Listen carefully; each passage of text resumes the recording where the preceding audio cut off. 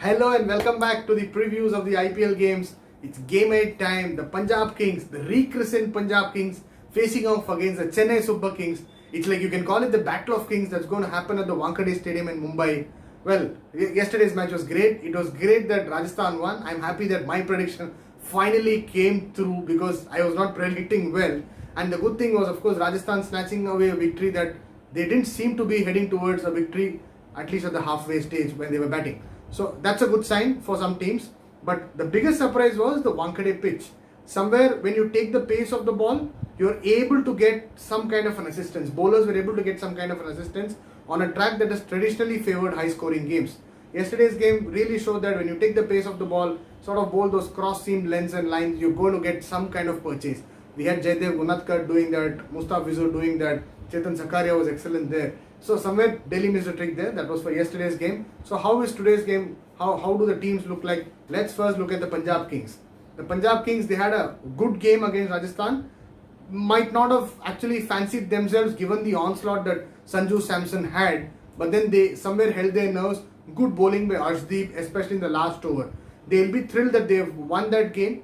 But what is more important is there's one area of concern. That's been their area of concern in the past year or so is their death bowling. While yes, they've gone in for an all-pace attack, you've got Riley Meredith, you've got Jai Richardson, two explosive pacers, but they've been giving a lot of runs. So what would they tinker some amount a combination there? I feel that they might just want to give a chance to Chris Jordan, because what it does is it also sort of gives them an additional depth in their batting, because the opening is set. You've got KL Rahul and Mayank Agarwal. KL Rahul again getting set and then exploding. Mayank Agarwal going all guns right from the word go. Chris Gayle, Nicholas Pooran, a good move to get Deepak Hooda. Well, it was something that took everyone by surprise, and he's paid rich dividends. He's repaid the faith that the franchise had in him. And then you've got Shah Rukh Khan and Nicholas Pooran. Shah Rukh Khan again, it's initial days in his IPL career. And then what happens? Suppose all these players get out or they lose 3 or 4 wickets. Then suddenly their batting seems a bit shaky. So I think that's where getting in a Chris Jordan instead of a Riley Meredith will help. And Jordan bowls well at the death. He mixes his pace. He's someone who can bowl the back of the hand delivery, slightly shorter lengths, and also those cross seam deliveries. And secondly, that he'll also be of great assistance with Mohammad Shami there, even during the middle overs if they wish to take that. So that's one change that I want.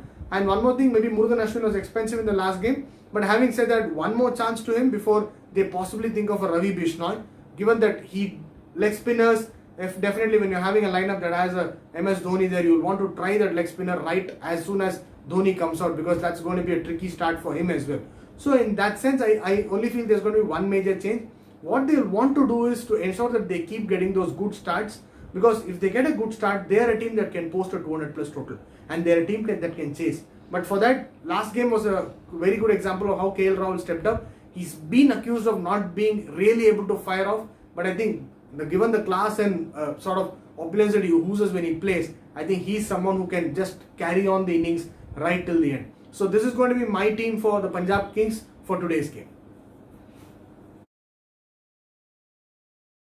And now we're going to look at the Chennai Super Kings, a side that did very well in the last game from a batting point of view, because they've never last season it looked like a complete aberration. They couldn't really cross the 170, 180 kind of a total. They had a poor power play, but still I think Raina's come back into the squad has helped them. But I think one thing that they'll also understand is that somewhere they still need to score big in the power play. 6 overs, you don't get those 45-50 runs, you're not going to get the 200, especially on a track like Wankhede. Yes, even if the track plays a bit different like how it played yesterday, they still need a 160-175 kind of a total. So for that, at the outset, what is the change that they might have to do? I somewhere feel that they didn't have a strong wicket-taking option. Deepak Chahar bowled, but somewhere he was not really swinging the ball especially in the first 3 or 4 overs. That's where he's extremely powerful in terms of getting that swing, getting that ball back into the right-hander or even across the left-hander. Same way Shardul Thakur leaked runs, he got those wickets, but it was towards the fag end of the innings. So in that sense, I somewhere feel they need a wicket-taking option. Unfortunate that Jason Behrendorff and Lungi Ngidi are still not out of quarantine, so they'll miss today's game. I think they'll need to get in an Imran Tahir. Tahir, for all his age, for all his experience, he's someone who can take wickets on any particular track, whatever conditions. A leg spinner, and he's a very attacking leg spinner. So he might bowl to a KL Rahul, a Mayank Agarwal, someone like a Gayle, Pooran. He's someone who's going to get those wickets. So who goes out then? Because in the last game, Chennai had 11 players and all 11 could bat. So they had that flexibility. Now, do they take out Bravo? Do they take out Faf du Plessis? I feel they need to make two changes.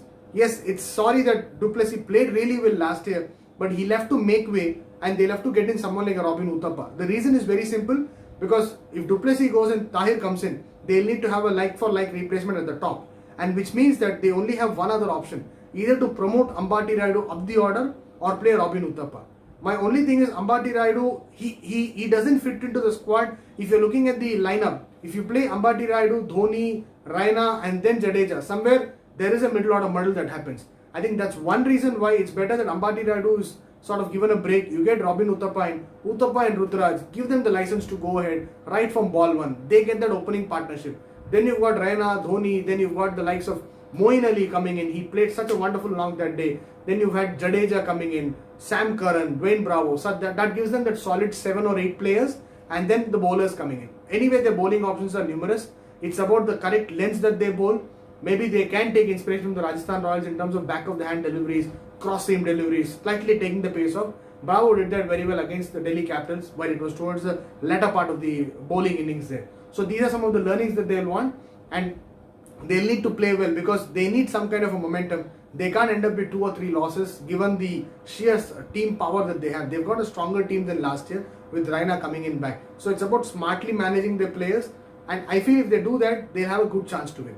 So all in all, 2 power pack sides, 2 sides with a lot of experience at both ends. Yes, they are called, it's a clash of the kings. What's my prediction? I'm taking a slightly left field prediction. While Punjab Kings are strong, I feel CSK will pip them off in today's game. So all the best for both teams.